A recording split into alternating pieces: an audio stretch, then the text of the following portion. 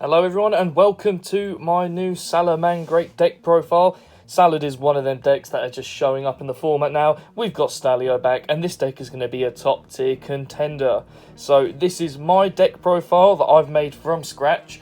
There'll be obviously different hand traps you may choose to use depending on what's more popular at your tournaments.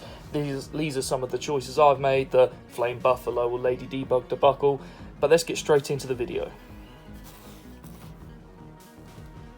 Starting things off, we got one Gazelle.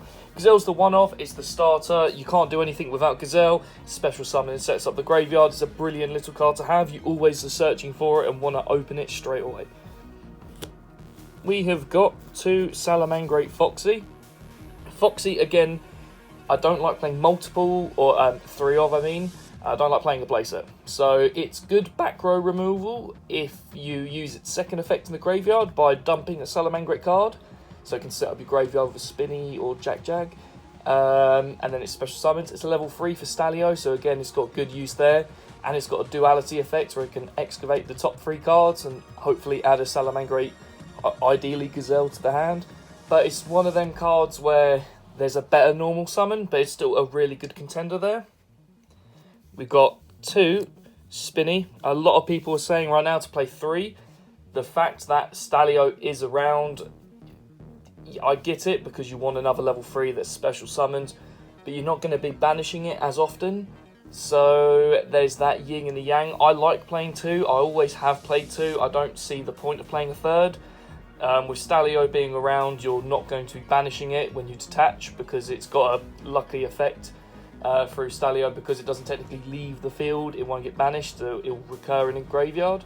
So I don't really see a need for having a third one. I know a lot of people do, but I personally don't. I've got a Jaguar, Foul and Falco as my level 4s. Foul, special summons. Falco, if I am in a tight spot and I'm playing more of a long game. Gazelle, send the Falco. Falco bounce the Gazelle back. Then I have a monster on field and I can get Gazelle back to hand, or just using Falco's effect to bounce Gazelle when you know you can't recur it through Sunlight Wolf. Really good effect. And Jag just recycles everything, piercing damage. They're all level 4s, so they can help you go into your level 4 XEs monsters, or rank 4 XEs monsters. All of them got good little effects. I was at one point not playing the Foul and playing a second Jag, but this time I've decided to go with the 1, 1 and 1. And then we've got 3 Flame Buffalo. I am not even playing Lady Debug. A lot of people have said to play Lady Debug over Flame Buffalo because it's a guaranteed searcher. However, Flame Buffalo can be chain blocked when you go into Baylinks because it will be chain link 1, Flame Buffalo, chain link 2, Baylinks to get the Sanctuary. So it's a chain block. Fair enough, it's a complete flat 0. But you set up your graveyard and draw 2 cards. Yes, there is the risk of you don't know what you could be drawing, because a lot of people are playing Prosperity right now in this deck, which I do not understand why. But it's just to get into so they can guarantee what they're drawing. But there's so much draw power in this deck. You don't need to play any of the pop cards. You've got this, you've got hand traps as well.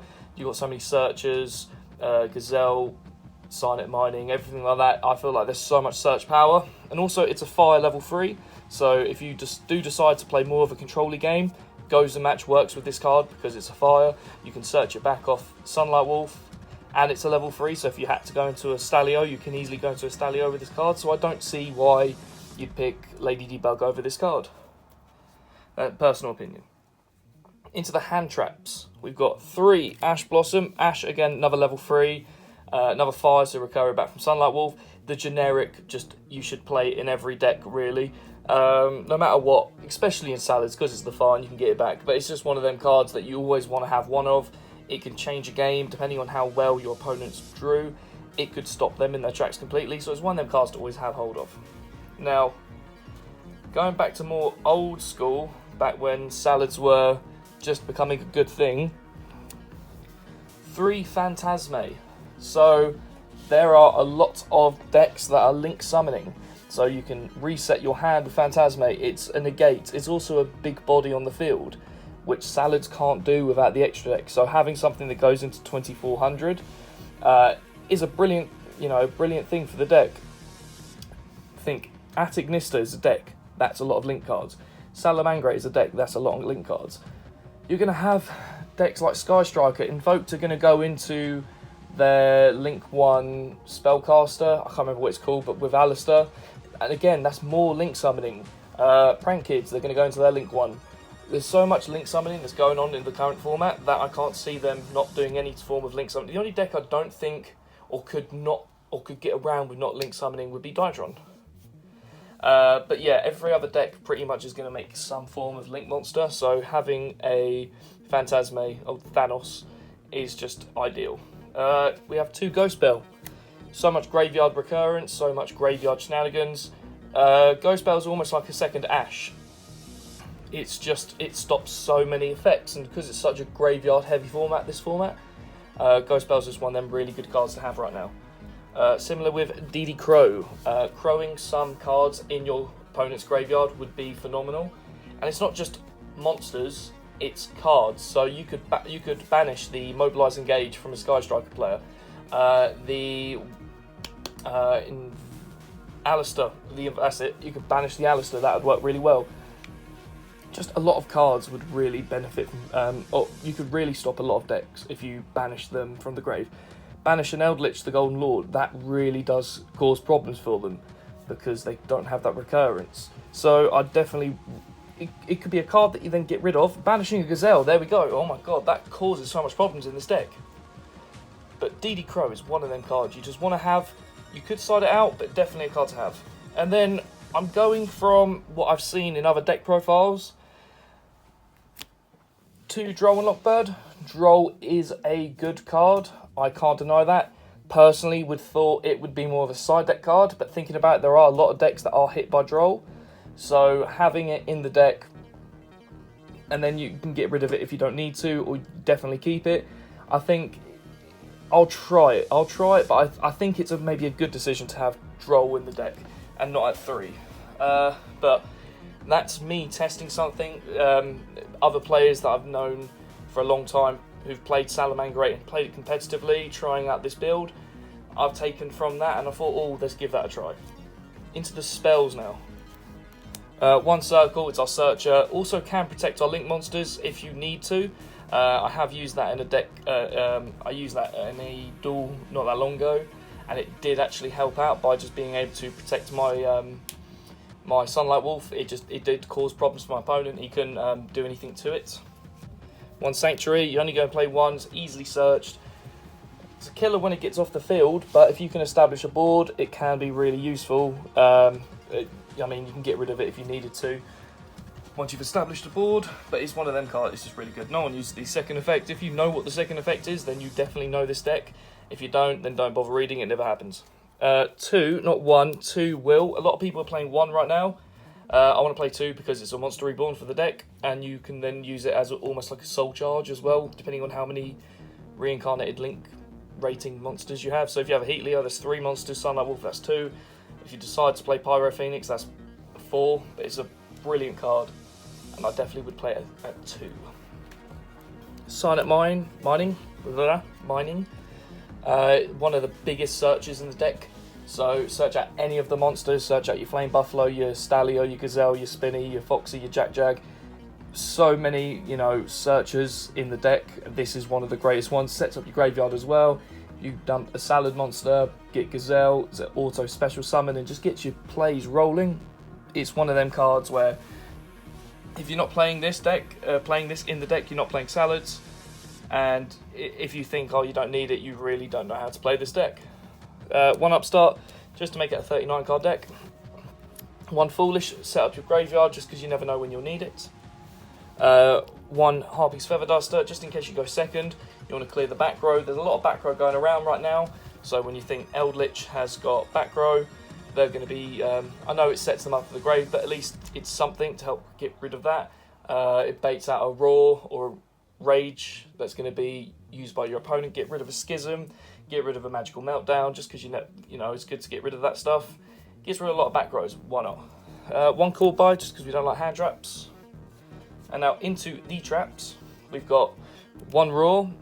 You recycle it, so a lot of people saying, oh, I'll run 2 and 1, or run 2 and 2. Just like, nah, just run 1 of each, because you're going to dump them from Gazelle, you're going to recycle them with Sunlight Wolf, and they're not going to get banished off like a DD Crow. There's better targets. 1 Rage. I am a poor cameraman. 1 Rage, it does pops. Either send something from your hand to the grave to do some popping, or target a reincarnated monster, say like a Sunlight Wolf, what it's most likely going to be, so you get a pop 2, and then you can recycle it. Both the traps are amazing. 3 Imperm, I would have put that with the hand traps, but I don't have many traps. But Imperm, again, is just one of them cards, just stops a lot of problems. If you get Wind locked, if you get Barrier Statue locked, Winder, Christia from Dytron, if they're still playing that, you just want to be able to negate stuff. And you can do it during their turn or your turn, depending if you don't have anything. Set it, mess up some back row, why not? And then also, because a lot of people have been telling me to play this, 1 Imperial Order. I'm still not funny. I'm still a bit funny about this one. I'm not going to lie. Foxy can pop it if I needed to then get rid of it because it's caused me problems. But I'm still not 100% sure. But because I've had so many different people tell me to play it, I'm just going to stop being stubborn and listen to them and think, actually, let's try this out. Let's see how it goes. So this is a deck I will be taking probably to my next locals to find out how it fares against other decks. I'm not certain about the Imperial Order. That'll probably start coming out of the deck straight away, but you never know. It might be a really good tech. But that's 40 cards, main deck. I'm not showing any side deck just because I don't want to show off a side deck and I can't be asked to build it. It's very generic anyway.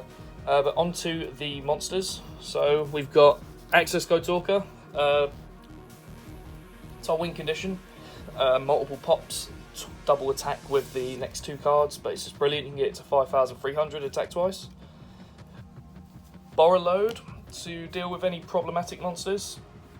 A Dragoon, for example, will be brilliant, brilliantly outed by Borrow Load.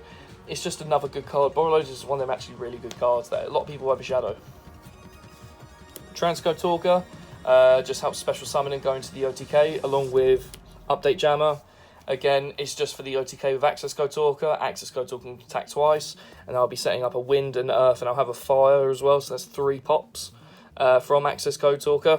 So it's just for that. And 1 Nightmare Phoenix, just because it's a Fire as well, so why not?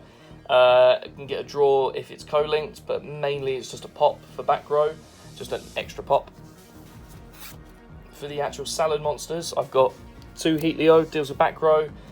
Changes the attack of monsters so I can beat over any problematic cards. 3 Sunlight Wolf is the main combo extender, gets me back my monsters to hand, gets me back my ashes to hand, for example, gives me back my traps and spells. It's just one of them cards you definitely need. 2 Balinks, I'm not certain about this. I usually play 3, but because of the way the deck is now, and I feel the way the format is now, I reckon I only need 2. But also because I've now got my boy Stalio back, I'm so happy about that. Then now I've got Mirage Stalio back. More extenders. The only problem is Stalio, apart from the Phoenix, locks out all of these plays, so I can't use them because they'll be in fire. So there is that yin and yang you need to remember with Stalio. It does lock you out of a lot of stuff. The fire lock is one of them. We got Lady Debug. I can't talk today. Back to 3 when we lost Stalio, so we kind of didn't lose much, but Debug's just, it's just not as consistent as Stalio for the rest of the deck. And also the return back to hand effect when it's linked is just a really useful effect to have as well. But yeah, being locked out into fires is not easy. It's not a nice one. And then also a Abyss Dweller and a Bagooska just for our rank 4 place. But that will be the deck, guys. I hope you enjoyed this video. Sorry for the poor cameraman, me. But I hope you enjoyed the video. Leave any comments down below to see what you changed. So tell me what you changed, or any other deck profiles you'd like to see coming up, or any other deck ideas in general. I might do a top 5 budget deck list, top 5 competitive deck list in the future coming up. I'll have to see how it goes. But let me know how you feel. Please like and subscribe to the video. I could really do with it. Want to kind of get into my YouTube a bit more often. But thank you for watching. Peace.